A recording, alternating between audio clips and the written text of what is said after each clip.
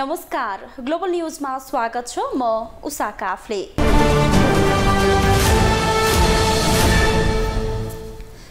राष्ट्र बैंकले गर्यो मौद्रिक नीति सार्वजनिक। बजेटले लिएको आर्थिक वृद्धि दर हासिल गर्ने र मुद्रास्फीति कायम राख्ने लक्ष्य।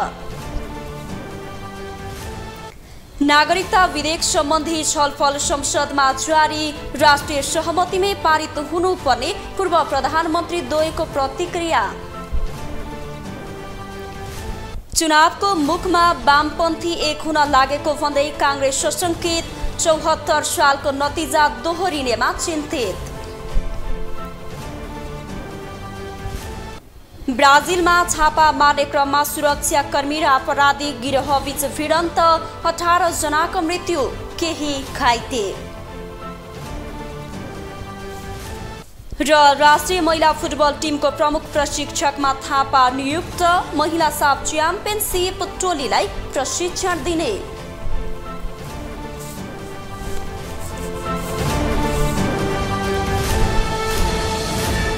नेपाल राष्ट्र बैंकले चालू आर्थिक वर्षको मौद्रिक नीति सार्वजनिक गरेको छ। नयाँ आर्थिक वर्ष सुरु भएको एक सातापछि केन्द्रीय बैंकले बजेटले लिएका लक्ष्य कार्यान्वयन गर्ने मुख्य लक्ष्य सहित राष्ट्र बैंकले मौद्रिक नीति ल्याएको छ।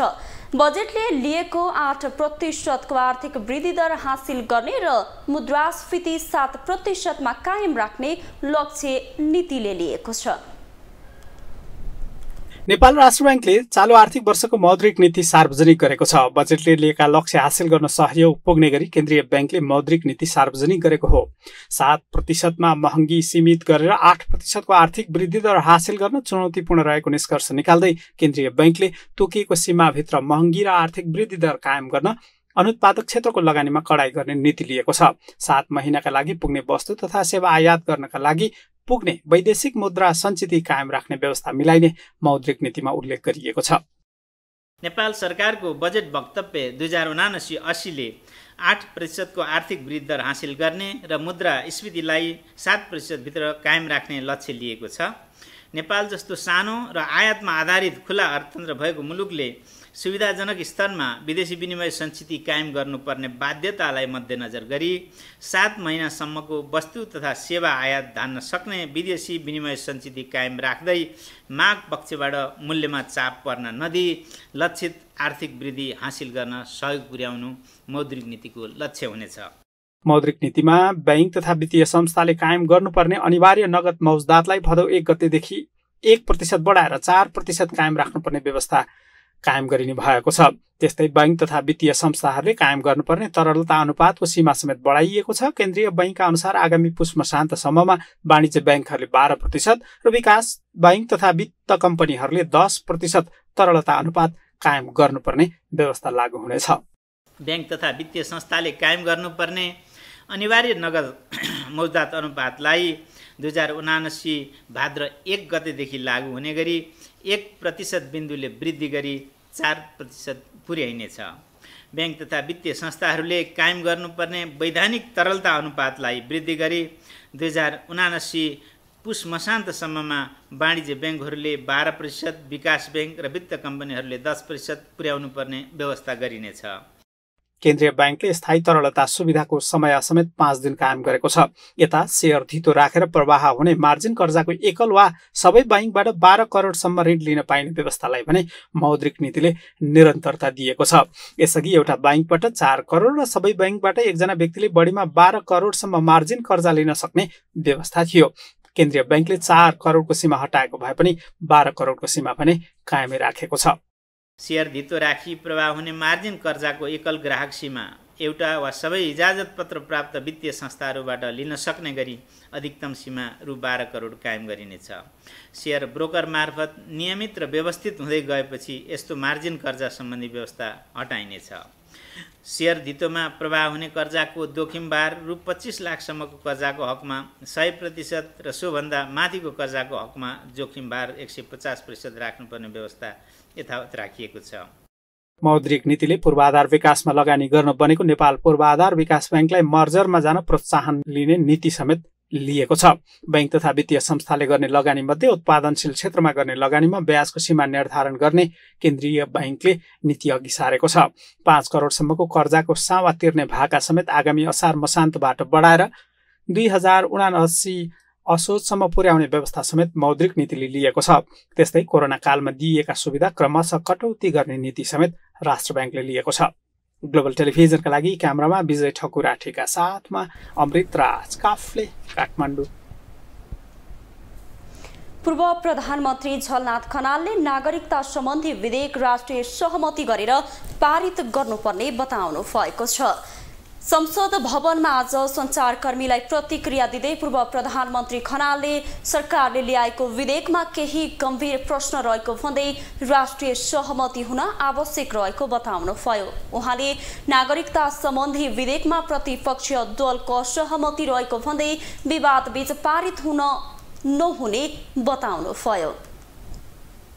अरब 40 करोड जनसङ्ख्या, अर्कोतिर 1 अरब 30 देखि अब 35 करोड जनसङ्ख्या भएका दुईटा मुलुकहरूको बीचमा हामी छौँ। त्यसकारणले नागरिकताको सम्बन्धमा हामीले ऐन बनाउँदाखेरि कुनै पनि ढङ्गले लुज काम गर्नु हुँदैन। हामीले लुज कुराहरू गऱ्यौँ भने हाम्रो देशको सामाजिक संरचना क्रमिक रूपले बदलिने, नकारात्मक ढङ्गले बदलिने खतराहरू हुन्छन्। त्यसकारण यो कुरालाई ध्यानमा राखेर नेपालका राजनीतिज्ञहरूले, नेपालका पार्टीहरूले गम्भीरतापूर्वक ध्यान दिनुपर्छ। त्यस्तै पूर्व प्रधानमन्त्री डाक्टर बाबुराम भट्टराईले आफू गैर आवासीय नेपालीलाई पुनः अधिकार सहितको नागरिकता दिने पक्षमा रहेको बताउनुभयो। उहाँले आमाको नामबाट नागरिकता दिने विषयमा शर्त तेर्स्याउनु गलत भएको बताउनुभयो। नागरिकता प्राप्त गर्ने जुन अधिकार हो त्यो त निशर्त अधिकार, बिना अनावश्यक ढङ्गले चाहिँ शर्त राखेर आमाले चाहिँ बाबुको चाहिँ पहिचान भएको नभएको भनेर चाहिँ जुन शर्त राखिएको छ त्यो विभेदकारी छ।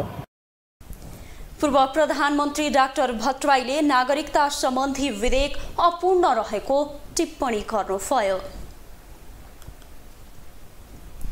नेकपा माओवादी केन्द्रका अध्यक्ष एवं पूर्व प्रधानमन्त्री पुष्पकमल दाहालले आगामी निर्वाचनबाट देशको नेतृत्व आफूहरूले गर्ने दावी गर्नुभएको छ।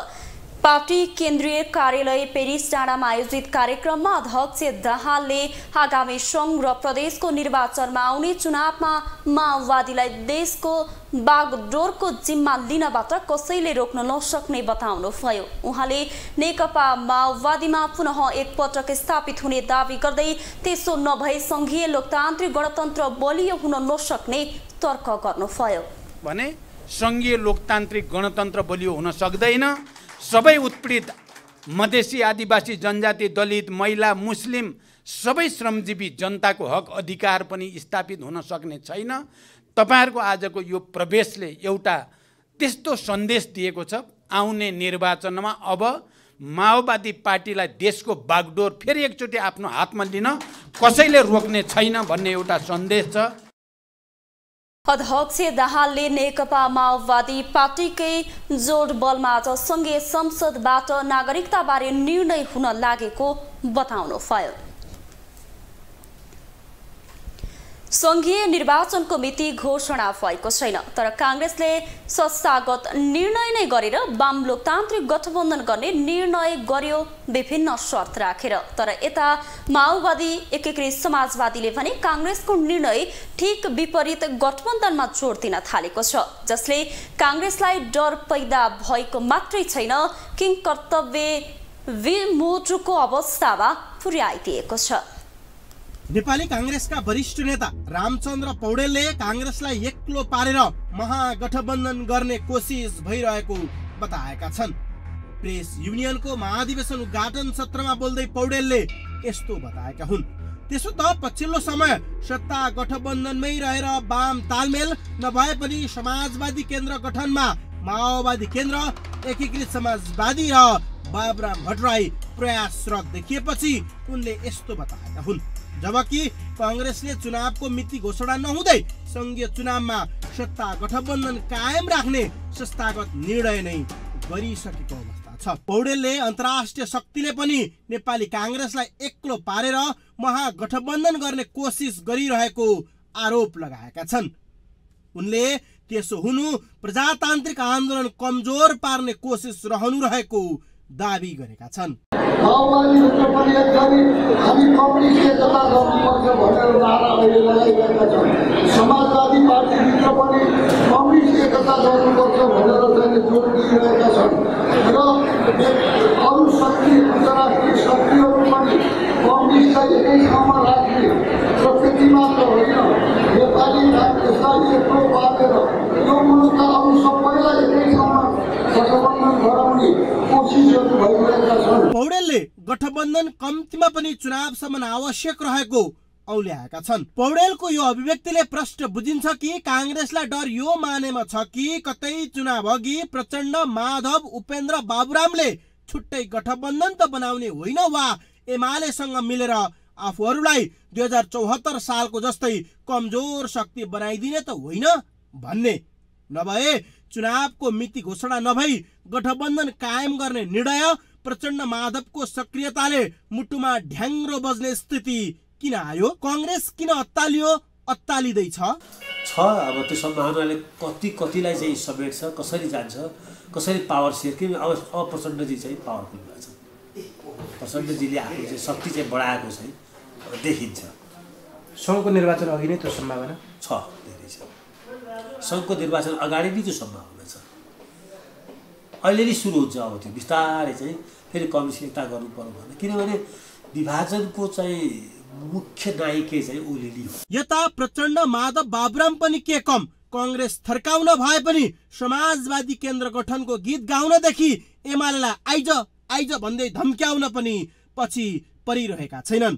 अर्कोतिर एमाले पनि गल्ती स्वीकार सहित वाम गठबन्धन गरेर आह्वान गरेपछि त झन् प्रचण्ड, माधवलाई के खोज्छौ दृष्टिबिन आँखा जस्तै भएको छ। सत्ता गठबन्धनमा रहेका वामपन्थीहरू स्थानीय तह चुनाव अघिसम्म पनि काङ्ग्रेसले कतै गठबन्धन नगर्ने निर्णय गर्छ कि भनेर थुर भएकाहरू काङ्ग्रेसले वामहरू एक ठाउँमा नहुन् भनेर अग्रिम वाम लोकतान्त्रिक गठबन्धन गर्ने जुन निर्णय गरेपछि प्रचण्ड, माधव सल्बलाउने मौका पाएका छन्। एकातिर एमालेको सत्ता गठबन्धन टुटाउने हर सम्भव प्रयास, अर्कोतिर वाम लोकतान्त्रिक गठबन्धनमा बढ्दो अविश्वासले आगामी चुनावमा दलहरूको समीकरण फेरिन सक्ने सम्भावना बढेको छ।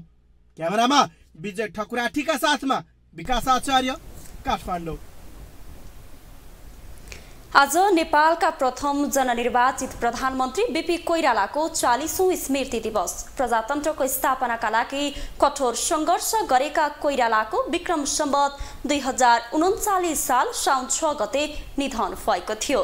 नेपाली काङ्ग्रेसका संस्थापक नेता कोइरालालाई प्रजातान्त्रिक समाजवादी आन्दोलनका नेता र जननायक भन्ने गरिन्छ। तर पछिल्लो समय उनको आदर्श र विचारलाई काङ्ग्रेसले नै बिर्सन थालेको विश्लेषण हुन थालेको छ। नेपालको लोकतान्त्रिक सङ्घर्षका अगुवा जननायक बीपी कोइरालाको अवसान भएको 40 वर्ष पुगेको छ। प्रजातन्त्रको स्थापनाका लागि कठोर सङ्घर्ष गरेका कोइरालाको विक्रम सम्वत 2039 साल साउन 6 गते निधन भएको थियो। उनको योगदानको कदर गर्दै हरेक वर्ष साउन 6 गते स्मृति दिवस मनाइँदै आइएको छ। यस वर्ष पनि दिवसका अवसरमा विभिन्न कार्यक्रमहरू गरिएका छन्। नेपालमा स्वतन्त्रताको आवाज उठाए बापत मृत्युदण्ड दिइरहेको समयमा 32 वर्षकै उमेरमा जहानिया राणा शासन विरुद्ध आन्दोलनको बिगुल फुक्ने कोइराला नेपाली स्वतन्त्र चेतनाका प्रतीक समेत हुन्।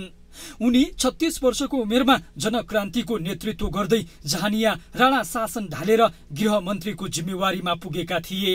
2015 सालको पहिलो संसदीय निर्वाचनमा नेपाली काङ्ग्रेसलाई 2/3 स्थान जिताएर पहिलो जननिर्वाचित प्रधानमन्त्री बनेका कोइरालाको जीवन भने सङ्घर्षमा गुज्रिएको थियो। त्यो बेलामा सम्झौँ कि मोटरसोटर नभएको त्यो विकट बेलामा हिँडेर दाङदेखि तपाईँको चाहिँ नि यो सिन्धुलीसम्म अथवा चाहिँ मोरङसम्म हिँडेर सङ्गठन गर्नु भनेको गाह्रो कुरा थियो।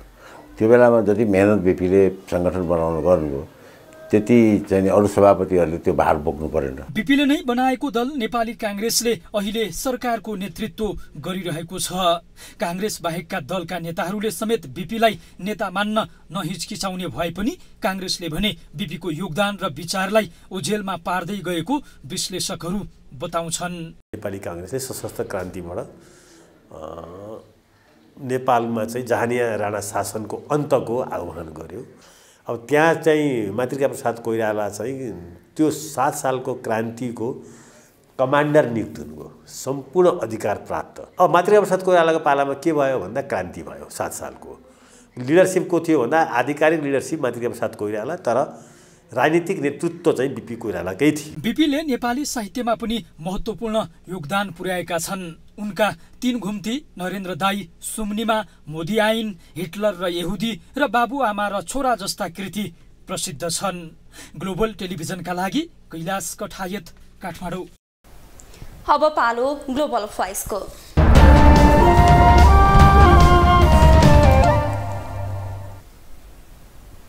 बिपी कोइराला नेपाली राजनीति र साहित्यका शिखर पुरुष। राजनीतिक क्षेत्रमा राणा शासन ढाल्न नेतृत्व गरेकोदेखि प्रथम जननिर्वाचित प्रधानमन्त्रीको रूपमा उनको ख्याति छ।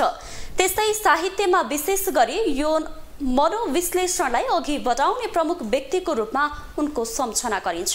यसै सन्दर्भमा ग्लोबल भोइसमा आज हामीले सर्वसाधारणलाई सोधेका छौँ, बिपी कोइरालालाई कसरी सम्झिनुहुन्छ? स्वर्गीय विश्वेश्वर प्रसाद कोइराला, म उहाँको साहित्य पढेको मान्छे, एक हिसाबले उहाँ देशकै गुरु मान्न मिल्ने मान्छे र राजनीतिका हिसाबले संसारले नाम लिनु पर्दाखेरि कति छन् संसारमा, ती मध्येमा एकजनाको नाम विश्वेश्वर प्रसाद कोइरालाले कुशल राजनीतिज्ञ भनेर सबैले चिन्छन्। र अहिले नेपालमा उहाँको सोच अनुसार नेपाली राजनीति, नेपाली नेताहरू र नेपाल हाँक्ने तत्त्वहरू चाहिँ चल्न सकेको भए यो अवस्थामा दुःख पाउने परिवेश आउँदैन थियो। एकजना महान साहित्यकार अनि असल राजनेता र भविष्य वक्ता व्यक्तित्व हुनुहुन्थ्यो। उहाँले साहित्य क्षेत्रमा, राजनीति क्षेत्रमा र नेपाली जनताको जनजीविकाको सम्बन्धमा प्रशस्त कुराहरू चाहिँ राख्नु भएको छ। ती कुराहरू हामीले अनुसरण गरेर तिनलाई पछ्याएर त्यही बाटो हिँड्यौँ भनेदेखि हामी सफलताको शिखरमा पुग्छौँ। तर अफसोस त्यो भएको छैन। यो अनुसरण गर्न र पछ्याउन जरुरी छ। उहाँको चाहिँ अब पहिला साहित्यकार पनि हुनुहुन्थ्यो अरे, भारत 1 दर्जन जति चाहिँ लेखहरू पनि लेख्नुहुन्थ्यो अरे। राजनेता भने मानिन्छ, अहिले पनि मान्दछन्। अरू भनौँ न अरू दलहरूले पनि मान्दछन्, उसले मात्रै होइन, काङ्ग्रेसले मात्रै होइन कि अरूहरूले पनि अहिलेसम्म मानिआएका छन्। विश्वेश्वर प्रसाद कोइराला नेपालको एक महान नेता र दूरदर्शी र नेपाली जनताको लागि कसरी हित गर्न सकिन्छ र देशको भविष्य कसरी बनाउन सकिन्छ भन्ने एउटा सोच भएको व्यक्ति हुनुहुन्थ्यो। र उहाँको कार्यकालमा उहाँले गरेका निर्णयहरू नेपाली जनताको लागि सधैँ सम्झिरहनु पर्ने र उदाहरणीय निर्णयहरू गर्नुभएको छ। त्यस कारणले विश्वेश्वर प्रसाद कोइराला भनेको अब नेपालको लागि चाहिँ एउटा महत्त्वपूर्ण व्यक्ति भन्ने मलाई लाग्छ।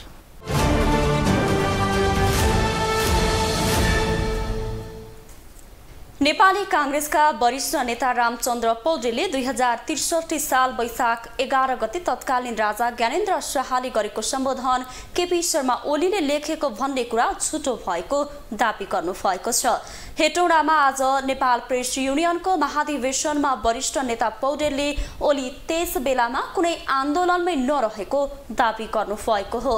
राजाका सचिव महाराजगञ्जमा आएर 3 पटकसम्म हामीले सच्याउँदै अनि राजाले जारी गरेको घोषणालाई आफ्नो भन्नु बेइमानी भएको उहाँको भनाइ छ। राजाले गरेको घोषणालाई म त जेलबाट भर्खरै सुनेको थिएँ। मैले यो घोषणा जनताको हातमा सार्वभौम सत्ता आएको छैन, यो जनताको हातमा सही अधिकार आएको छैन, संसद पुनर्स्थापन नभइकन यो हुँदैन भनेर हामीले हामीले त्यहीबाट च्यालेन्ज गर्यो, फेरि लिएर आएर त्यो ठुलो आन्दोलनमा लाग्नु पर्यो र त्यो आन्दोलनमा उहाँ कहाँ हुनुहुन्थ्यो मलाई थाहा छैन। नेकपा एमालेका अध्यक्ष केपी शर्मा ओलीले गत असार 24 गते सार्वजनिक कार्यक्रममा तत्कालीन राजा ज्ञानेन्द्र शाहले गरेको सम्बोधन आफूले ड्राफ्ट गरेको दावी गर्नुभएको थियो। नेपाली कांग्रेसको शुभेच्छुक संस्था नेपाल प्रेस युनियनको 9औं महाधिवेशन मकवानपुरको हेटौडामा शुरू भएको छ। प्रधानमन्त्री एवं कांग्रेसका सभापति शेरबहादुर देउवाले आज महाधिवेशनको उद्घाटन गर्नुभयो। करिब 8 वर्षपछि भएको महाधिवेशनले प्रेस युनियनको नयाँ नेतृत्व चयन गर्नेछ। नेपाली कांग्रेसको शुभेच्छुक संस्था नेपाल प्रेस युनियनको 9औं महाधिवेशन हेटौडामा शुरू भएको छ। करिब 8 वर्षपछि शुरू भएको महाधिवेशनको प्रधानमन्त्री एवं कांग्रेस सभापति शेरबहादुर देउवाले उद्घाटन गरे। उद्घाटन कार्यक्रममा प्रधानमन्त्री देउवाले पत्रकारिता क्षेत्र थप जिम्मेवार र उत्तरदायी हुन आवश्यक रहेको धारणा राखेका छन्। स्वतन्त्रताको नाममा पत्रकारले उत्तरदायित्व भुल्न नहुने देउवाको भनाइ छ। पत्रकारिता क्षेत्र हिजोभन्दा आज झन् बढी संवेदनशील उत्तरदायी हुन आवश्यक भएको छ। तपाईहरुले उदाहरणले नागरिकहरूलाई सूचना प्रदान गर्ने विषयहरूमा सचेत र सजग भएर प्रमाणमा आधारित सत्य तथ्य सूचनालाई मात्र प्रवाह गरी लोकतन्त्रलाई थप मजबुत बनाउन अझ बढी उत्तरदायी भूमिका खेल्नुपर्ने अवस्था छ। सरकारका प्रवक्ता एवं सूचना तथा संचार मन्त्री ज्ञानेन्द्र बहादुर कार्कीले समाजमा रहेका भ्रम चिर्न पत्रकारहरू लाग्नुपर्नेमा जोड दिए। सरकार प्रेस स्वतन्त्रताको पक्षमा सधैँ प्रतिबद्ध रहेको उनको भनाइ छ। यो सरकार संविधानले परिकल्पना गरेको प्रेस स्वतन्त्रता, अभिव्यक्ति स्वतन्त्रता र नागरिकको हकको रक्षा गर्नका निमित्त प्रतिबद्ध छ। त्यति मात्र होइन, नेपाली कांग्रेस सदैव प्रेस स्वतन्त्रतालाई अक्षुण्ण राख्न चाहन्छ। प्रेस युनियनका अध्यक्ष बद्री सिग्देलले सरकारले कानुन निर्माण गर्दा प्रेस स्वतन्त्रताको ख्याल गर्न आग्रह गरे। उनले कांग्रेस नेतृत्वकै सरकारले समेत प्रेस मैत्री कानुन नल्याए समर्थन नगर्ने बताए। शनिबारसम्म चल्ने महाधिवेशनको नेतृत्वका लागि दुई पक्ष चुनावी प्रतिस्पर्धामा छन्। अध्यक्षमा अनिता बिन्दु र शिव लम्साल प्यानल सहित प्रतिस्पर्धामा उत्रिएका छन्।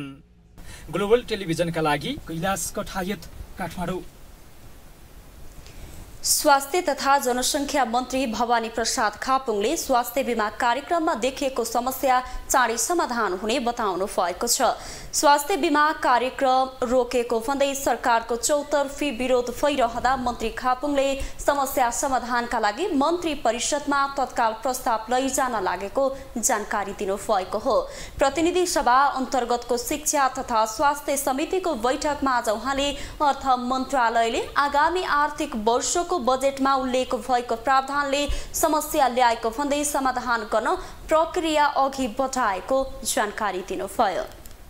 सामुदायिक अस्पतालबाट मात्रै सञ्चालन गरिनेछ भन्ने अर्थमन्त्रीज्यूबाट बजेट भाषणमा आयो। त्यो चाहिँ संसदबाट पनि पारित भइसकेको छ एकातिर। अर्कातिर बिमा ऐनको आफ्नो चाहिँ ऐनले व्यवस्था गरेको अधिकारको कुरा अघि नै चाहिँ बोर्डका अध्यक्षज्यूले पनि राखिसक्नु भएको छ। मन्त्री खापुङले प्राइभेट क्षेत्रको सहभागिता बिना स्वास्थ्य बीमा कार्यक्रम प्रभावकारी नहुने सुझाव सबैतिरबाट आएकाले सरकार सोही अनुसार अघि बढ्ने धारणा पनि राख्नुभयो। उहाँले बीमा कार्यक्रमलाई दिगो र व्यवस्थित बनाउन छुट्टै कम्पनीको व्यवस्था गर्ने तयारी गरिरहेको जानकारी दिनुभयो। नेपालमा मानव बेचबिखन तथा उसार पसारका घटना वृद्धि हुन थालेको छ। नेपाल प्रहरीको मानव बेचबिखन ब्युरोका अनुसार नेपालमा गत वर्ष मात्रै मानव बेचबिखनसँग सम्बन्धित 142 वटा मुद्दा दायर भएका थिए। एक वर्षमा 209 जना व्यक्ति बेचबिखनमा परेको ब्युरोको रेकर्ड छ। अवैध लागु औषध र हात हतियार कारोबारपछि विश्वमा तेस्रो ठूलो संगठित अपराधको रूपमा मानव बेचबिखन तथा ओसार पसार देखिएको छ। नेपालमा समेत मानव बेचबिखनको घटना बढ्न थालेको देखिएको छ। नेपाल प्रहरीको मानव बेचबिखन ब्युरोका अनुसार गत वर्षमा मात्रै 209 जना व्यक्ति बेचबिखनमा परेको भन्दै 142 मुद्दा दर्ता भएका छन्, जसमध्ये 50 जनाको मात्रै उद्धार हुन सकेको छ। नेपालबाट विशेष गरी भारत, खाडी मुलुक, अफ्रिकन देशहरू, युरोपियन तथा अमेरिकन देशहरूमा विभिन्न स्वरूप तथा प्रकृतिमा मानव बेचबिखन तथा ओसार पसार भइरहेको प्रहरीले जनाएको छ। उद्धार गर्ने चाहिँ पहिलो काम हुन्छ हाम्रो नेपालभित्रबाट कसैलाई चाहिँ बेचबिखन प्रयोजनको लागि लिएर जाँदैछ अथवा विदेशमा गएर बेचिसकेको मान्छेलाई चाहिँ उद्धार गर्नु चाहिँ हाम्रो पहिलो प्राथमिकतामा राखेका छौँ। र त्यसरी उद्धार गरेको सङ्ख्या हेर्दा हामीले 50 जना, हामीले यो वर्ष मात्र हामीले चाहिँ 78-79 सालमा हामीले 50 जनालाई हामीले उद्धार गरेर ल्याएका छौँ। र त्यसमा भारतबाट हामीले चाहिँ 15 जना उद्धार गरेका छौँ, ओमानबाट 3 जना, कुवेतबाट 1 जना, दुबईबाट 1 जना, श्रीलङ्काबाट 1 जना, इराकबाट 1 जना र आन्तरिक रूपमा हामीले चाहिँ 17 जनालाई उद्धार गरेको हाम्रो चाहिँ अभिलेखले देखाउँछ। मानव बेचबिखन तथा ओसार पसारको संख्या हेर्दा आर्थिक वर्ष 78-79 मा नेपालभर 142 मुद्दा दर्ता भयो भने मानव बेचबिखन तथा अनुसन्धान ब्युरोको स्थापना कालदेखि हालसम्मको पक्राउ तथा कारबाही विवरण हेर्ने हो भने 34 जाहेरी परे। त्यसै गरी पक्राउ संख्या भने 47 रहेको छ। मानव बेचबिखनमा संलग्न 29 जना पूर्वपक्षका लागि थुनामा छन् भने 8 जना धरौटीमा रिहा भएका छन्। त्यसै गरी ब्युरोले सार्वजनिक गरेको 78-79 को विवरण अनुसार पीडित उद्धार संख्या 50 रहेको छ, जसमा 26 महिला, 20 बालिका, पुरुष 3 र 1 बालक छन्। र त्यस्तै गरेर देशभरको उद्धारको संख्या हेर्दा हामीले 108 जनालाई उद्धार गरेका छौँ, जसमा 4 जना पुरुष हुनुहुन्छ भने 104 जना चाहिँ महिला हुनुहुन्छ। त्यसमध्ये 39 जना त बालबालिका मात्र हुनुहुन्छ।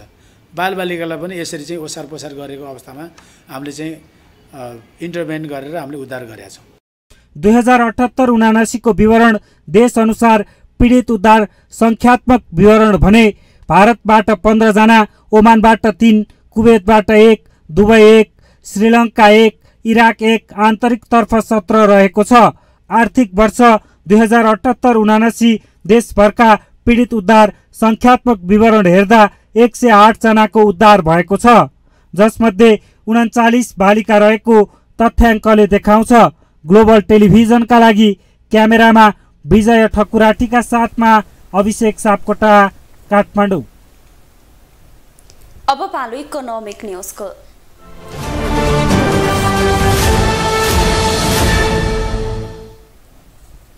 सञ्चार तथा सूचना प्रविधि मन्त्री ज्ञानेन्द्र बहादुर कार्कीले नेपाल चाँडै दक्षिण एसियामा सबल अर्थतन्त्र भएको मुलुकको रूपमा परिणत हुने उद्घोष गर्नुभएको छ। मकवानपुरको हेटौडामा नेपाल प्रेस युनियनको महाधिवेशनमा उहाँले आगामी 10 वर्षमा नेपाललाई सबल अर्थतन्त्र भएको मुलुक बन्ने बताउनु भएको हो। उहाँले नेपालको अर्थतन्त्रमा केही समस्या रहे पनि श्रीलङ्का पथमा नरहेको बताउनुभयो। जरुरी छ नेपाल चाँडै नै दक्षिण एसियामा सबल अर्थतन्त्र भएको मुलुकको रूपमा स्थापित हुनेछ भन्ने विश्वास हामीले जनतालाई दिलाउनु जरुरी छ। यतातर्फ पनि म तपाईहरुको हलको ध्यान आकर्षित गर्न चाहन्छु।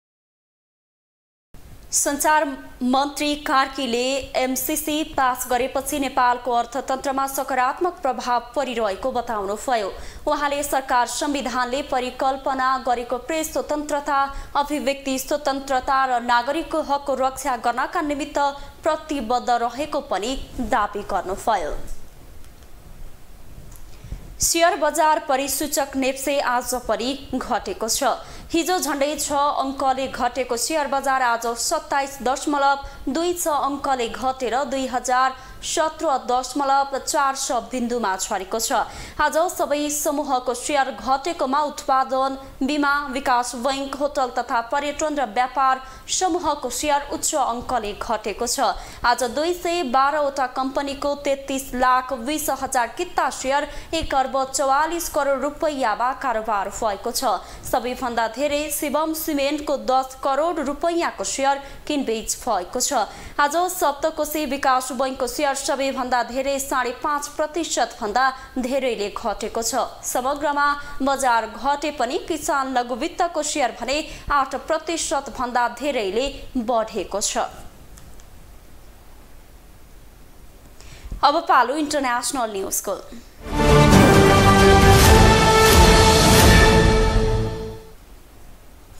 ब्राजिलमा आपराधिक गतिविधिमा संलग्नहरूको बस्तीमा छापा मार्ने क्रममा 18 जनाको मृत्यु भएको छ।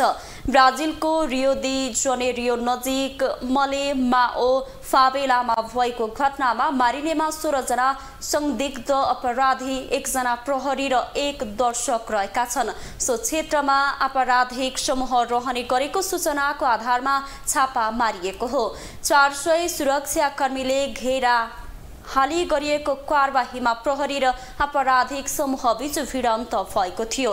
दिनभर भएको भिडन्तका क्रममा हजारौं मानिस आफ्नो घरमा फसेका थिए। सो क्षेत्र पहिचान गरी सुरक्षाकर्मीले लामो समयको अन्तरालमा छापा मारेको हो। अधिकारकर्मीले कारबाहीको विरोध गरेका छन्। रूस र युक्रेन बीच आज युक्रेनी बन्दरगाहमा रोकिएको लाखौं टन खाद्यान्न निर्यातको बाटो खुल्ला गर्ने सम्बन्धी सम्झौता हुँदैछ। संयुक्त राष्ट्र संघले तयार पारेको सम्झौतामा आज टर्कीले राजधानी इस्तानबुलमा हस्ताक्षर हुन लागेको हो। युद्धरत दुई पक्ष बीच हुने सम्झौतामा सहभागी हुन राष्ट्रसङ्घका महासचिव एन्टोनियो गुटेरेस पनि इस्तानबुल पुगेका छन्। सम्झौताले कृष्ण सागर स्थित बन्दरगाहमा रोकिएको लाखौं टन खाद्यान्न विश्व बजारमा पठाउन बाटो खुल्ला गर्नेछ। साथै युक्रेनभित्र मौजदात अन्य खाद्यान्नको निर्यातको बाटो पनि खुल्ने विश्वास गरिएको छ। गत फेब्रुअरी अन्तिममा रुसले युक्रेनमाथि हमला गरेपछि जारी युद्धका कारण युक्रेनबाट खाद्यान्न निर्यात समेत रोकिएको छ, जसका कारण विश्व बजारमा खाद्यान्न अभाव भएको छ भने महँगी पनि आकाशिएको छ। श्रीलङ्काको प्रधानमन्त्रीमा दिनेश गुणावर्धने नियुक्त भएका छन्। उनले आज पद तथा गोपनीयताको शपथ ग्रहण गरेका छन्। 6 पटकसम्म प्रधानमन्त्री बनेका रनिल विक्रमासिंघे राष्ट्रपति बनेपछि गुणावर्धने प्रधानमन्त्री बनेका हुन्। 73 वर्षीय गुणावर्धने यसअघि विदेश मन्त्री, शिक्षा मन्त्री र गृह मन्त्री बनेका थिए। गत अप्रिलमा तत्कालीन राष्ट्रपति गोटाबाया राजापाक्सेले गुणावर्धनेलाई गृह मन्त्रीमा नियुक्त गरेका थिए। अब पालो स्पोर्ट्स न्यूजको।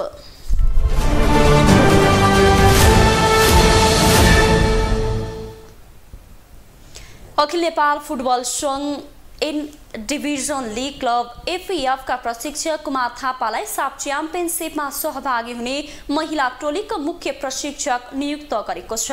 नेपालमा भदौ 21 देखि असोज 3 गतेसम्म आयोजना हुने साफ च्याम्पियनशिपका लागि इन्फाले आज थापालाई प्रशिक्षक नियुक्त गरेको हो। यस्तै महिला फुटबल संघकी पूर्व अध्यक्ष विन्दा देवानलाई टिम व्यवस्थापक जिम्मेवारी दिएको इन्फा जारी गरेको सूचनामा उल्लेख गरिएको छ। नेपालमा आयोजना हुन लागेको साफ च्याम्पियनशिपका लागि उपाध्यक्ष तथा कार्य समितिका सदस्यहरूलाई समेटेर इन्फाका वरिष्ठ उपाध्यक्ष वीर बहादुर खड्काको संयोजकत्वमा 18 सदस्यीय आयोजक कमिटी गठन गरिएको छ। यसअघि साफ च्याम्पियनशिप भदौ 13 देखि 25 सम्म आयोजना हुने तालिका थियो। प्रतियोगितामा नेपाल, भारत, भुटान, बङ्गलादेश, मालदिव, श्रीलङ्का र फिफाबाट प्रतिबन्ध फुकुवा भएको पाकिस्तानले पनि प्रतिस्पर्धा गर्ने तालिका रहेको छ। नेपालले यसअघि 5औं संस्करणको महिला साफ आयोजना गरेको थियो। विराटनगरमा भएको प्रतियोगिताको उपाधि भिडन्तमा नेपाल भारतसँग पराजित भएको थियो। अखिल नेपाल फुटबल संघ इन्फाले भारतमा आगामी साताबाट सुरु हुने साफ अन्डर 20 च्याम्पियनशिपमा सहभागी हुने नेपाली टोलीको विदाई गरेको छ। इन्फा मुख्यालय 7 बाटोमा शुक्रबार राष्ट्रिय खेलकुद परिषद राखेपका सदस्य सचिव टङ्कलाल घिसिङ, इन्फाका अध्यक्ष पंकज विक्रम नेमुवाङ लगायतका इन्फा पदाधिकारीले नेपाली टोलीको विदाई गरेका हुन्। इन्फाले सोमबार प्रतियोगिताका लागि 23 सदस्यीय टोली घोषणा गरेको थियो। नेपाली टोलीको मुख्य प्रशिक्षक मेघराज केसी, व्यवस्थापक दिवाकर घले र कप्तान आयुष घलान छन्। भुवनेश्वर स्थित कलिङ्गा स्टेडियममा 25 जुलाईबाट 5 अगस्तसम्म चल्ने प्रतियोगितामा नेपाल, भारत, मालदिव, श्रीलङ्का र बङ्गलादेशको सहभागिता रहनेछ। नेपालले 25 जुलाईमा मालदिव्स विरुद्धको खेलबाट साफ अन्डर 20 च्याम्पियनसिपको सुरुवात गर्नेछ। त्यसपछि नेपालले 27 मा श्रीलङ्का, 31 जुलाईमा घरेलु टोली भारत र 2 अगस्तमा बङ्गलादेशसँग खेल्नेछ। शीर्ष 2 टोलीले 5 अगस्तमा उपाधिका लागि प्रतिस्पर्धा गर्नेछ।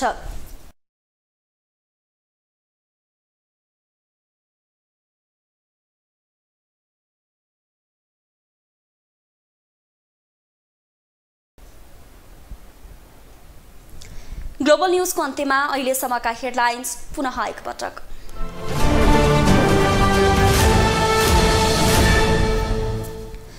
राष्ट्र बैंकले गर्यो मौद्रिक नीति सार्वजनिक, बजेटले लिएको आर्थिक वृद्धि दर हासिल गर्ने र मुद्रास्फीति कायम राख्ने लक्ष्य।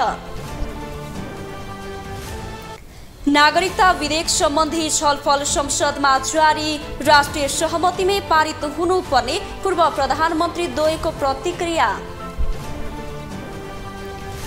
चुनावको मुखमा वामपन्थी एक हुन लागेको भन्दै कांग्रेस सशंकित, 74 सालको नतिजा दोहोरिनेमा चिन्तित।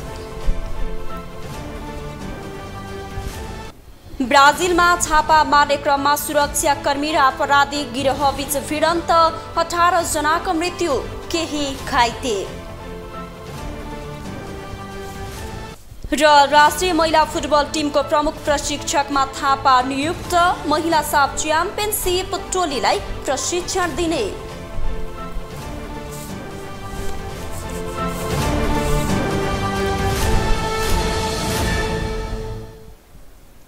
ग्लोबल न्यूज अहिलेलाई यति नै। ग्लोबल टेलिभिजन तपाईँ फेसबुक तथा युट्युबमा पनि प्रत्यक्ष हेर्न सक्नुहुनेछ। ग्लोबल टेलिभिजन हेर्दै गर्नुहोला। नमस्ते।